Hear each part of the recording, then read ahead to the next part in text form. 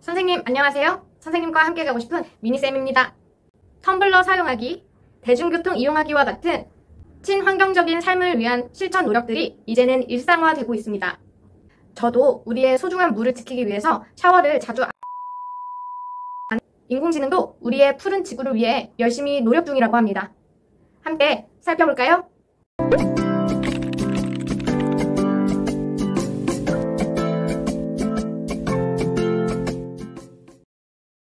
먼저 세계적인 글로벌 기업들이 인공지능으로 환경 문제를 해결하기 위해 어떤 노력을 하고 있는지 살펴보도록 하겠습니다.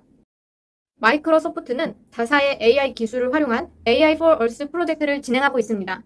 AI for Earth는 AI 기술을 이용해 지구 환경 문제를 해결하고 지속가능한 미래를 만들기 위한 목적으로 시작되었습니다.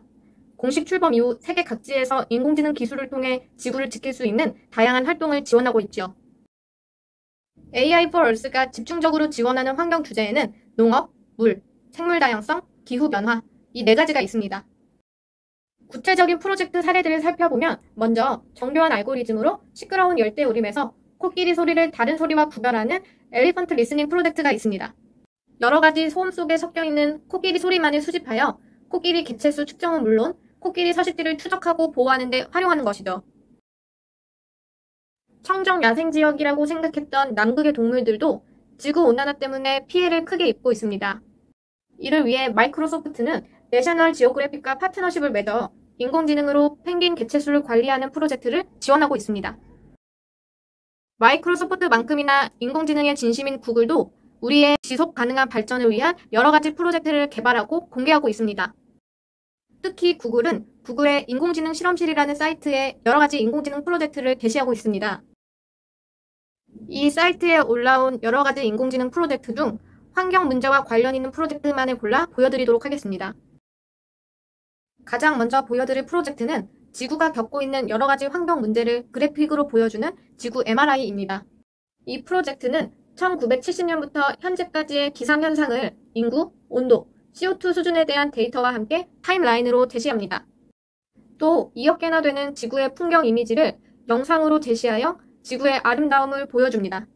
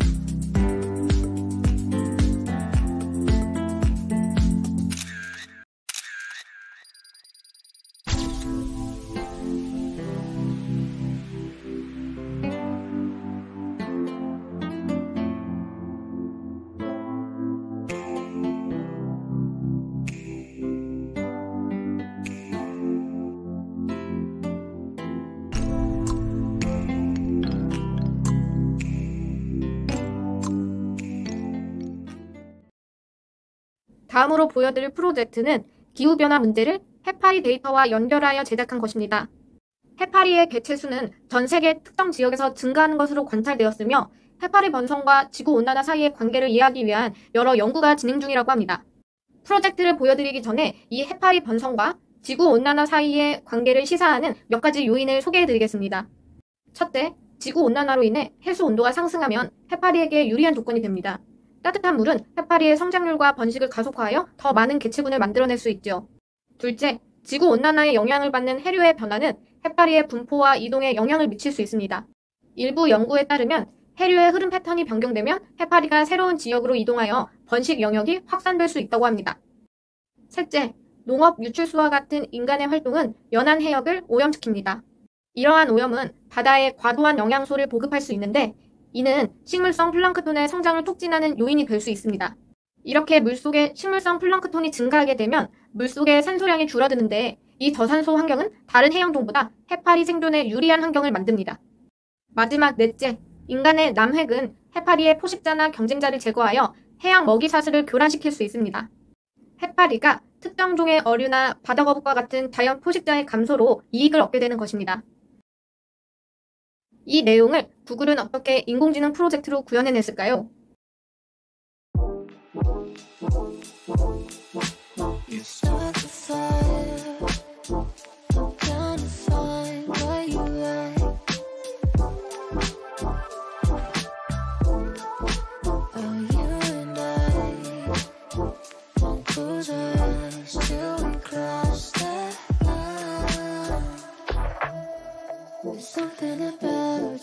Something about you.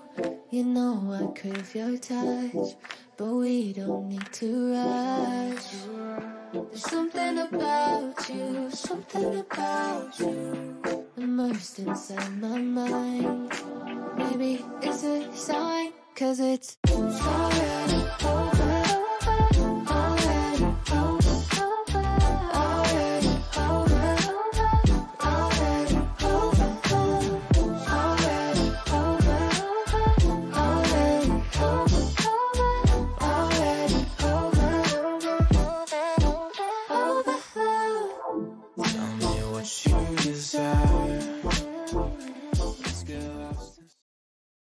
다음은 우리의 생명 다양성과 관련된 프로젝트입니다.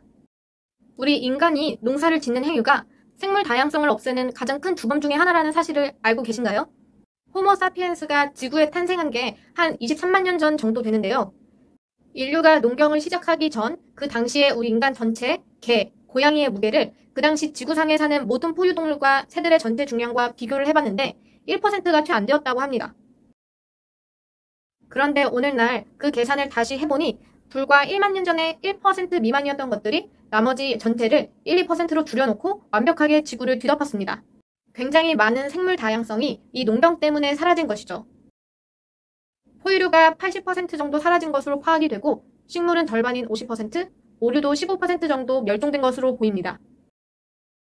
이와 관련된 구글의 인공지능 프로젝트는 클라이밋 체인지 임팩트 필터입니다.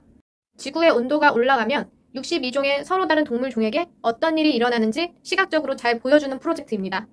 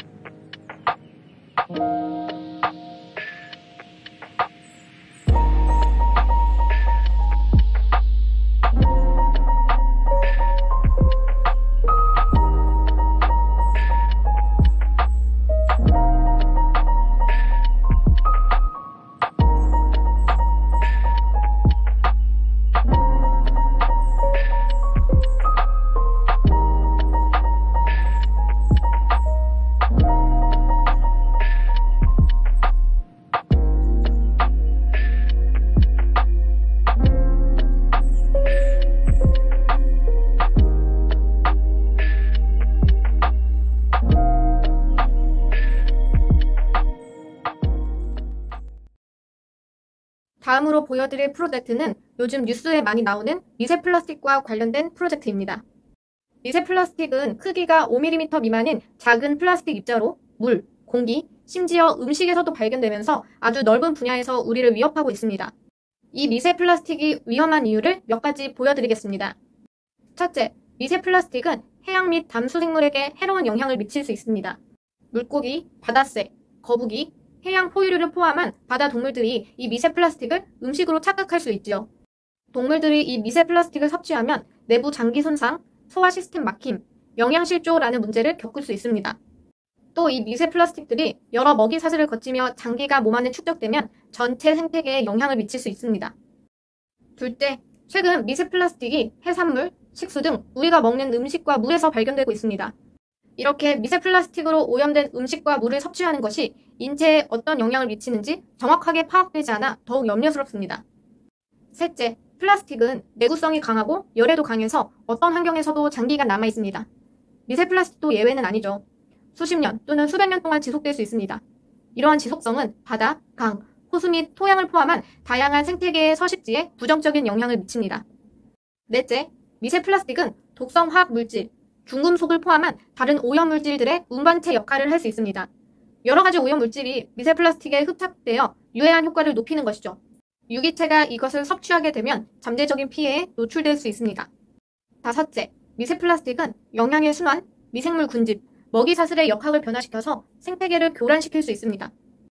마지막 여섯째, 도시지역과 실내 환경에서 미세 플라스틱이 공기 중에 감지되었다고 합니다. 우리가 자주 사용하는 플라스틱 용품의 분해 또는 합성 섬유의 마모와 같은 다양한 원인을 통해 미세 플라스틱이 대기 중으로 방출된 것입니다. 이렇게 공기 중에 있는 미세 플라스틱을 흡입하게 되면 인간의 호흡기 건강에 부정적인 영향이 있습니다. 구글의 플라스틱 에어 프로젝트는 우리가 사용한 플라스틱 용품에서 발생한 미세 플라스틱의 정보들을 시각화하여 보여줍니다.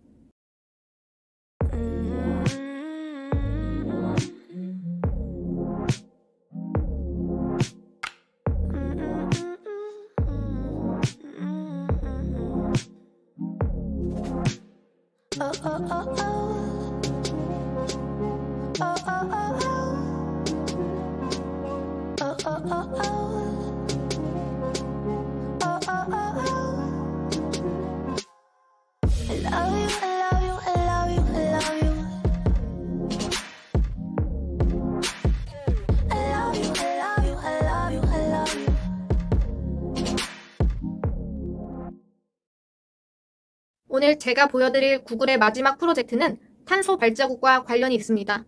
탄소 발자국은 일상적인 활동으로 인해 인간이나 조직이 대기 중에 방출하는 탄소의 배출량을 말합니다. 주로 이산화탄소와 같은 온실가스와 관련이 있으며 지구온난화와 기후변화에 영향을 주기 때문에 자세히 살펴볼 필요가 있습니다. 구글은 우리가 먹는 음식이 발생시키는 탄소량을 보여주는 What We Eat이라는 인공지능 프로젝트를 개발했습니다.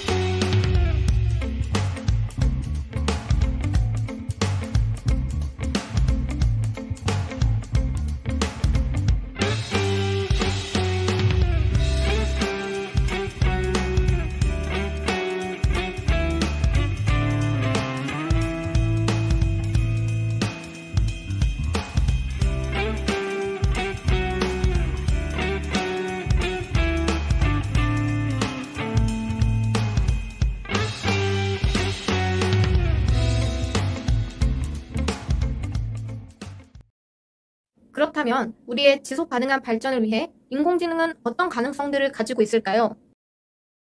먼저 인공지능은 기후, 일기예보 및 환경 변화와 관련된 데이터를 모니터링할 수 있습니다.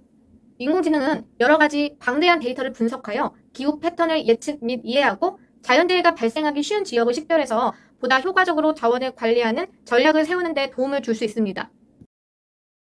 둘째, 인공지능은 운송과 제조를 포함한 다양한 산업에서 에너지 소비를 최적화하고 효율성을 향상시킬 수 있습니다.